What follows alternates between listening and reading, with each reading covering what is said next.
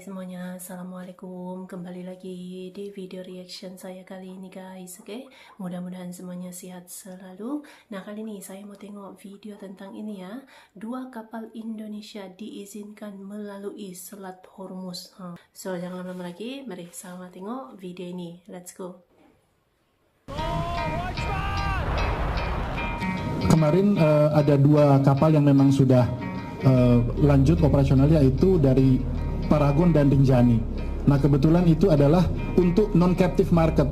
Oke, pada Sabtu 14 Maret 2026 kemarin, sebuah pernyataan menarik datang langsung dari kediaman Duta Besar Iran untuk Indonesia di Jakarta Pusat, Bos. Dalam pertemuannya dengan wartawan, Dubes Iran Mr. Mohammad Borojerdi ini pun akhirnya angkat bicara soal isu panas yang sempat bikin seluruh negara, termasuk kita Indonesia nih, Bos, dak-dikduk, deg-degan.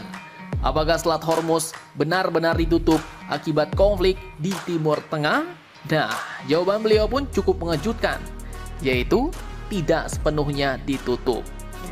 Jadi menurut Mr. Borojerdi, jalur laut yang super strategis itu tetap dibuka, Bos, namun dengan syarat tertentu. Iran menegaskan bahwa kapal dari negara yang tidak membantu musuh Iran dan mematuhi protokol lalu lintas perang masih diperbolehkan melintas. Nah, yang menarik nih, Borojerdi secara khusus menyebut negara kita Indonesia sebagai contoh nyata, Bos. Dalam pernyataannya ia mengungkapkan bahwa ada 2 kapal Indonesia baru saja diizinkan melintasi Selat Hormuz dengan aman. Nah, namun sayangnya tak dijelaskan kapal apa itu, Bos. Apakah kapal tanker, ataukah kapal kargo, atau malah kapal klotok-klotok ya kan? Admin pun kurang tahu.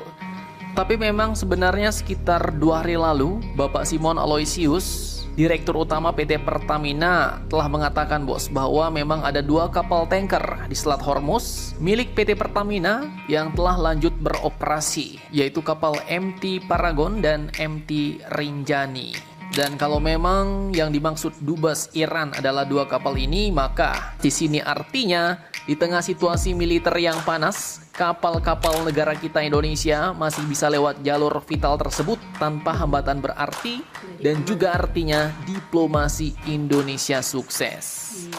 Kalau dipikir-pikir, ini sangat penting sekali, Bos. Soalnya Selat Hormuz adalah salah satu jalur energi paling sibuk di dunia. Banyak tanker minyak dan kapal perdagangan global harus melewati titik sempit ini.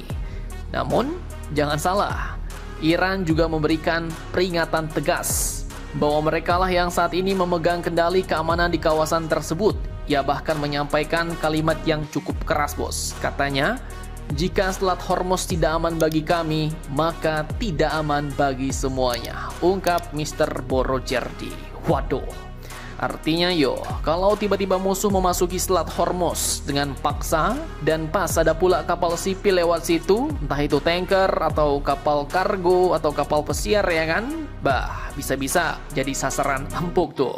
Namun ya, dengan disebutkannya 2 kapal Indonesia secara khusus oleh Dubes Iran ini yang katanya baru-baru ini boleh lewat, nah ini ya tentu saja bagi negara kita yang sangat bergantung pada jalur perdagangan laut, kabar ini pun jelas menjadi angin segar di tengah ketegangan global.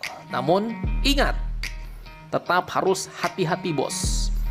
Karena dalam situasi genting seperti ini, apalagi perang skala besar, segalanya bisa berubah. Perintah dan instruksi bisa cepat berganti. Diplomasinya pun cukup kompleks. Bisa jadi pernyataan yang di sini kurang sinkron ya kan dengan pernyataan yang pegang kendali di lapangan. Di sini bilang oke, aman, bolehlah lewat-lewat aja. Di sana pas lewat kena rudal ya kan? Ya, amsyong juga, Bos. Sehingga artinya pernyataan 1 orang saja belum cukup. Diplomasi harus dilakukan dengan multi arah dan harus dikonfirmasi ulang dengan pernyataan-pernyataan pihak-pihak yang berwenang, terutama pihak yang pegang kendali di lapangan. Nah, jadi bagaimana menurut kalian tentang hal ini? Jangan lupa komentar, tetaplah kalian barbar, dan jangan santuy terus. Demi Indonesia tangguh, salam Indomax, Indo Magazines. Oke guys, ya tadi ya videonya ini. Jadi ya tetap hati-hati gitu kan ketika melalui Selat Hormuz ini ya. Kita tahu gini dengan apa tuh konflik yang tengah memanas di Timur Tengah gitu ya. Tapi memang ada beberapa negara-negara tertentu lah itu yang masih diperbolehkan untuk melalui Selat Hormuz ini. Salah satu jalur inilah jalur energi paling sibuk di dunia gitu kan. So terima kasih banyak sebab kami sudah menonton video ini. Jangan lupa untuk subscribe, like, komen dan juga share ya. Kita bertemu lagi di video reaction saya yang seterusnya. Assalamualaikum.